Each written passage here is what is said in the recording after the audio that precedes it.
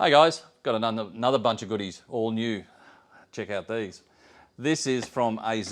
This is a bit of a what if. The aircraft itself, this is the Sr53t1 Trainer.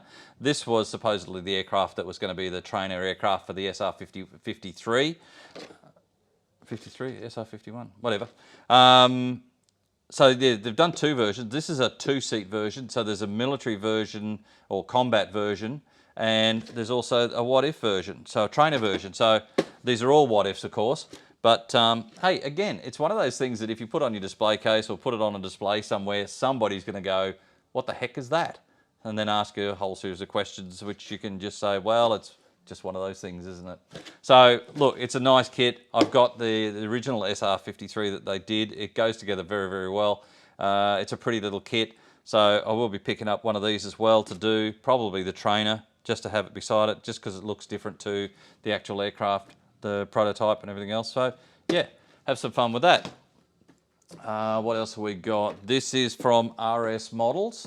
This is the Aero A101. This actually is a combat aircraft. It served in both World War II and the Spanish Civil War, as you can tell by the markings on the back. There's Polish, there's Spanish Civil War in both Republican and nationalist markings, so everybody had a go at using it.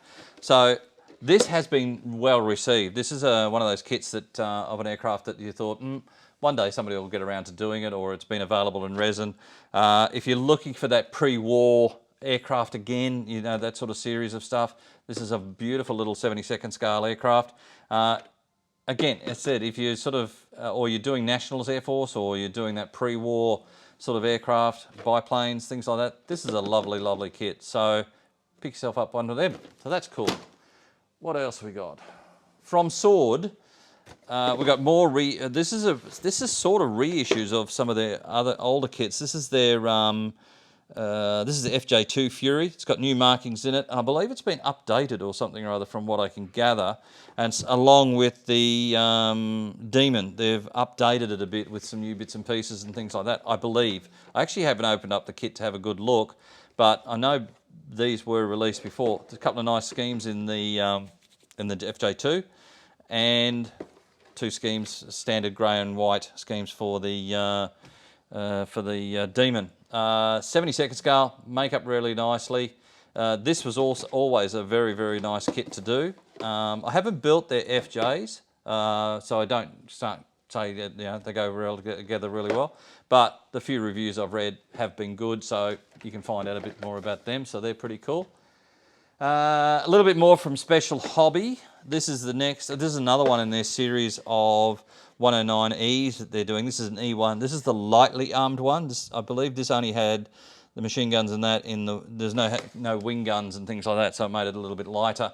The old story. If you've built or you've done any of their 72nd scale 109s in the E series, then this is just another follow-on. So if you're building sort of like a development of the 109 or the different variants of 109Es, and some of these, you know, were belting around the skies over France and stuff like that. So another one you can add to your pre-war, early war kits.